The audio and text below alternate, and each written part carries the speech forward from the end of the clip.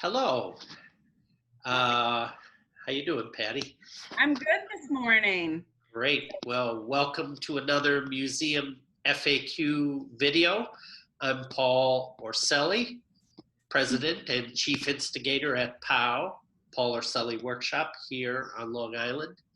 And joining us today, I'm delighted that Patty Reese has been able to take some time away from her campers to join us from the Mississippi Children's Museum, and we are going to talk. Our main conversation is going to be about the ins and outs of museum membership programs. But before we get started with that, I always like for people to give us a little bit about their background. I think it's interesting to find out how people came to arrive at the place they are now. So with that, Patty, why don't you tell us a little bit about your background, and then we'll launch into the main discussion about membership. Well, awesome. I work here at the Mississippi Children's Museum. I'm the Director of Museum Experiences. I have been in my position 2.5 years, but I'm approaching 8 years at the museum. I know.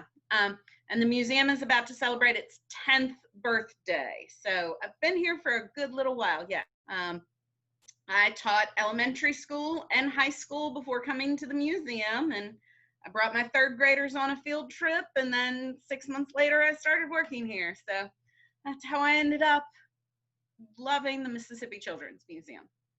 And the rest, as they say, is history.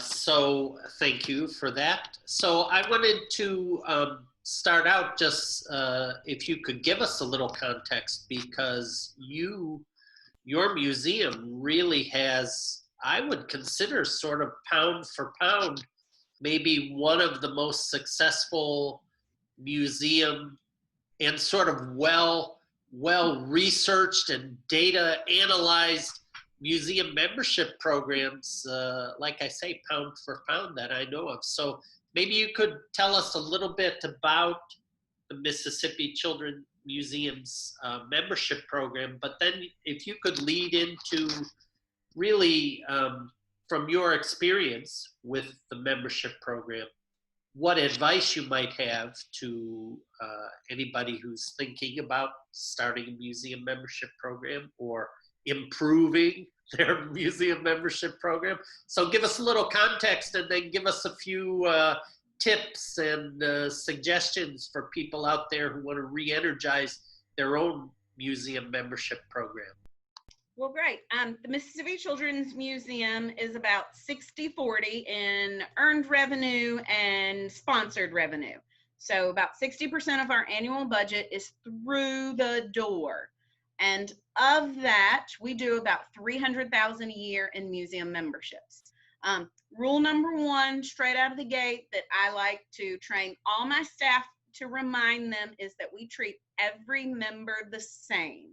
Whether they are a single mom with 1 child on our lowest level membership, or if they are a huge donor to the museum, that's a grandparent that has 9 people listed on their membership, we want to make sure that everyone is treated well and that they all get their membership benefits reminded to them, and that we give them the best opportunity possible. The great thing about our museum is that because our members have developed a relationship with us, we know them both in our museum, in our community, from the grocery store to the neighborhood walks to playing over here in our Dino Dig and our Build Your Crane options. So I know just as many small people's names as I do our grown-ups' names. We have a museum admission membership here at the Mississippi Children's Museum that's on 4 levels for price based on the number of people you'd like to list. So we have families of all sizes, and what we call here in our mission statement and our values is called the circle of influence. So a circle of influence can be aunts, uncles, grandparents, nannies, moms, dads, whoever you trust your children with to come visit with us. So, well, first off, I think you highlighted that personal relationship and that sort of respect for all your members, which I'm sure contributes to the strong membership loyalty that you have.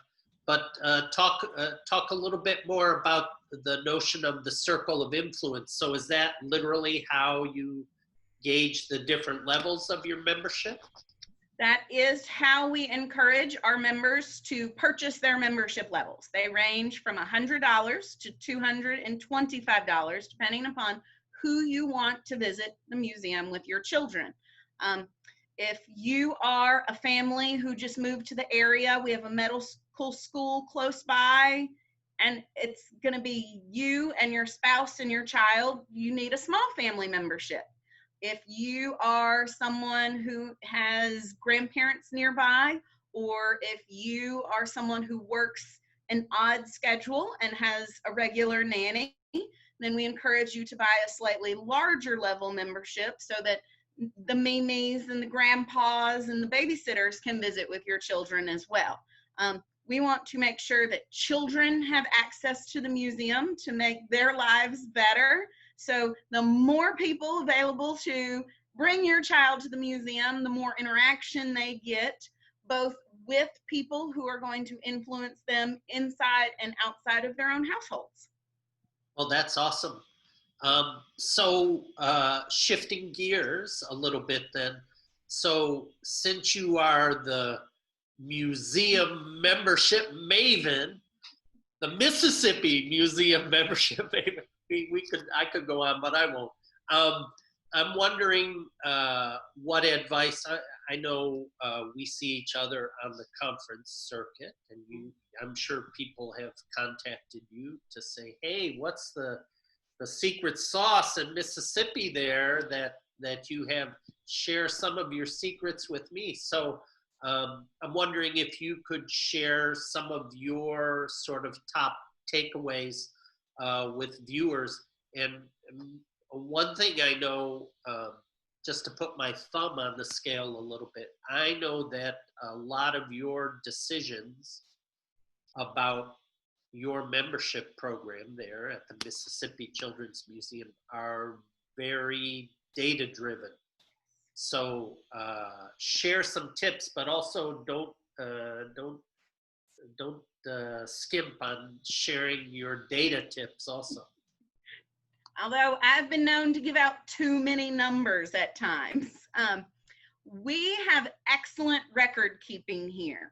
Every single person who purchases a membership, we capture address, telephone number, email addresses, we capture full names, we find out if they're under 18 or below 18, because that's how we differentiate adults to children, and we ask for your relationship to each other so we can approach families appropriately.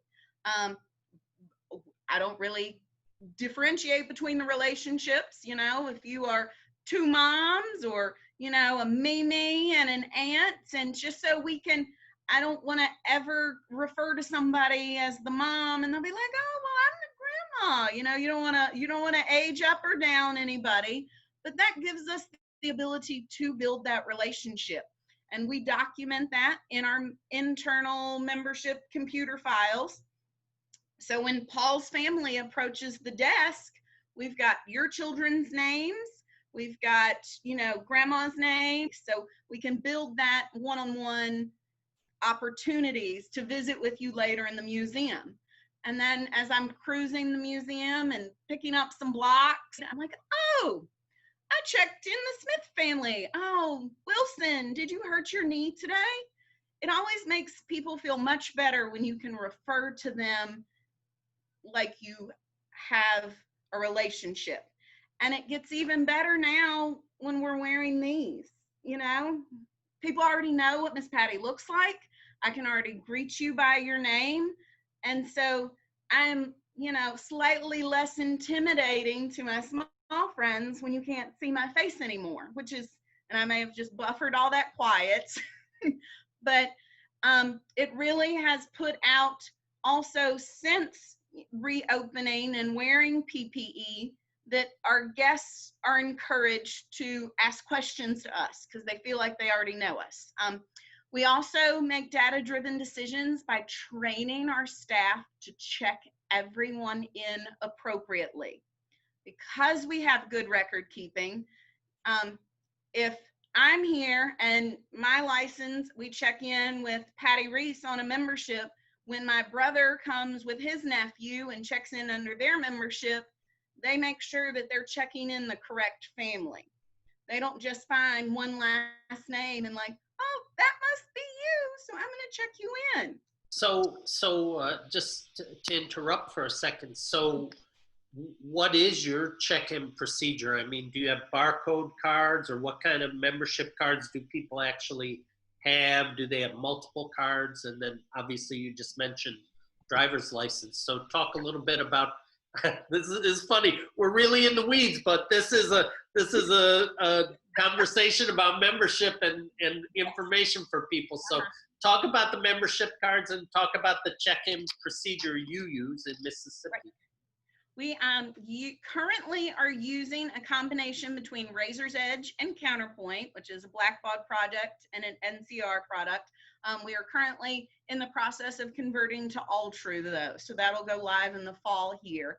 But our members on those forms, when we indicate if someone is over 18 or under 18, everyone over 18 is issued a business card size, and it has their first and last name, the membership number that is assigned to them in the register, and an expiration date.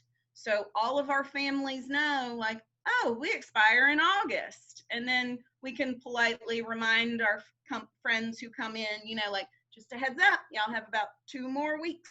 So every adult does get a membership card.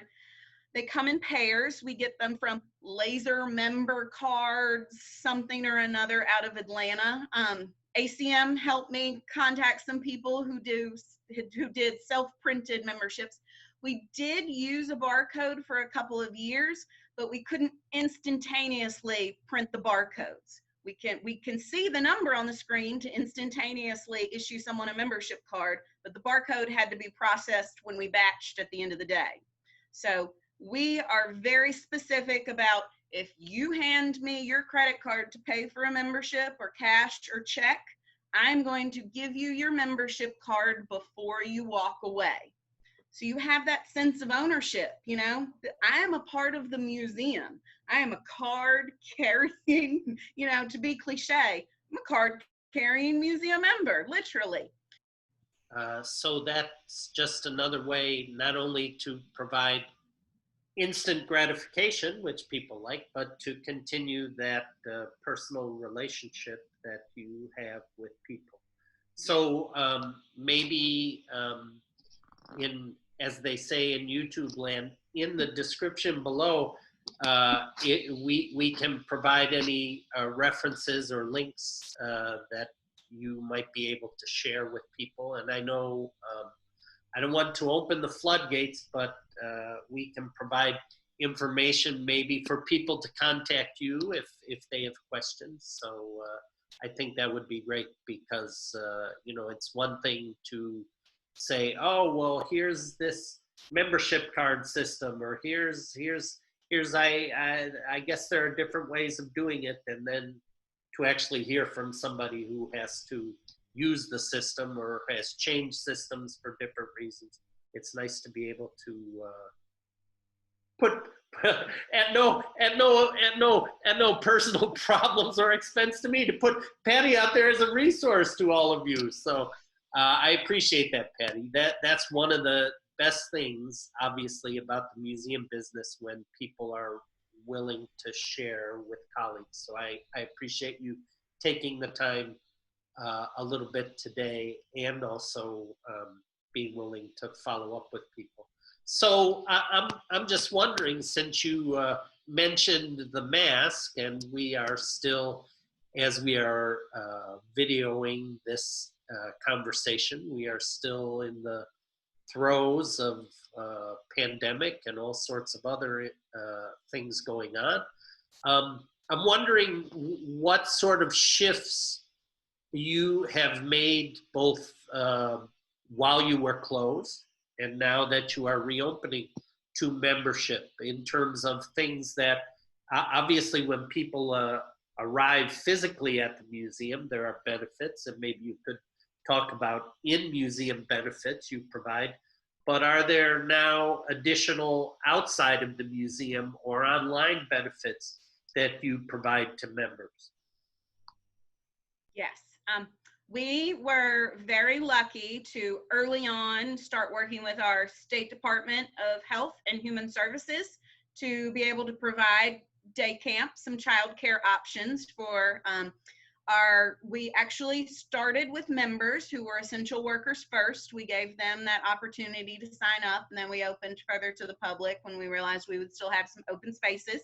I'm pleased to say that this week I have 20 campers and 19 have camped with me before. So that was really good. And almost all of them are members' children. So we are building that relationship, which is one mom on her evaluation last week was like, I know when my child comes to the museum, they're provided for, you know, and I don't have to worry about the level of care they're going to receive. So that makes us feel good.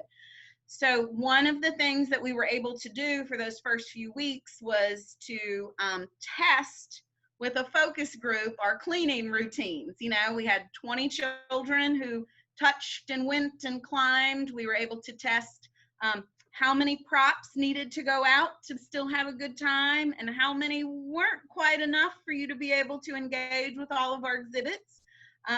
We have been able to, we reopened 4 weeks ago and we just did members only for the first few days to give our members an opportunity to come in and provide us feedback. We surveyed members at the end of visit, and then we sent some to members who we knew didn't come to be like, okay, did you not come because you were already busy, or did you not come because you didn't want to come, you know, if you weren't comfortable yet. So that was very helpful to pull the people who knew us. And, you know, we all have in our museum some of our regular guests who will be like, that button's not working, I wanted somebody to know. And we were like, thanks, we can go fix that button. Because things break. Lots of children touch lots of things occasionally. And right now it's not quite a lot, but some children are touching things. So we've been able to implement that.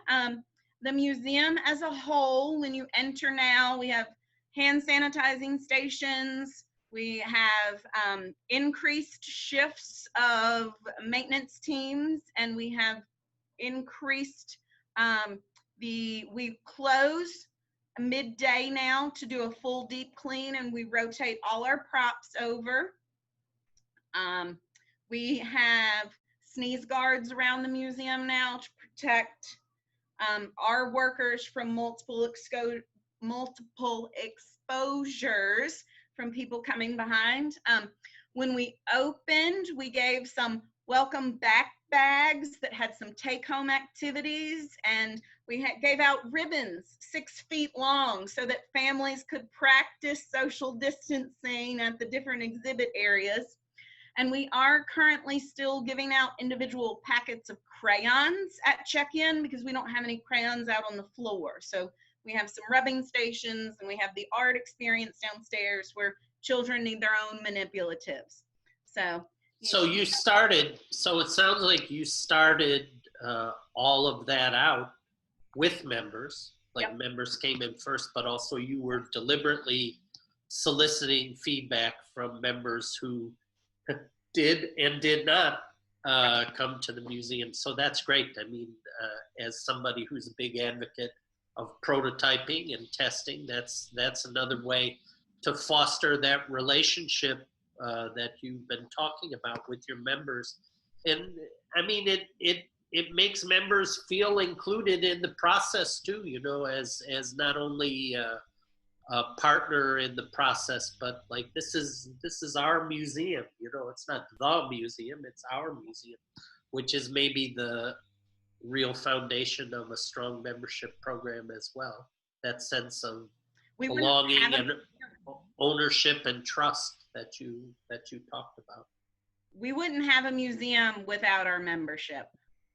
Well, There you are. That's So I wonder if you, I think you really gave folks some good advice and some tips, and also shared how you crunch that data, which is important. But I mean, it's not just numbers. Obviously, it's clear from talking with you that the relationship and the sense of partnership with your members, like you say, the museum wouldn't be there without members. And so I'm sure people feel that who are members at the Mississippi Children's Museum. So any last words of encouragement or warning for for people considering their own museum membership programs as we get ready to sign off here? One of the things that I think people need to remember when looking at memberships is looking at your neighboring as museums as well, or what we call our sister museums. Our finance department is very good about looking at the AAM, ACM, and Aztec benchmarks and kind of spot checking similar museums to us who have provided their benchmark feedback. Because when they poll that, not every 300 member ACM museum gets to submit all the comments on every benchmark, but we have a few within the South that are similar to us that we look at. And then we have a museum next door, and we have 2 museums on the other side of the street that we need to look at what they're doing, because you never want to price yourself out compared to your neighbors, nor do you want to be the one that the neighbors don't want to work with as well. So, talk to your friends. Well, that's a good way to leave things. Again, thanks, Patty. I really appreciate it. I know you are in the midst. You carved out some time in between dealing with campers and working with campers. You showed me the shoes they made you earlier. There you go. There you saw it here first. The shoes Patty's campers made for her. Owen put his name on them, so they're like Reeboks and Nikes. There you are.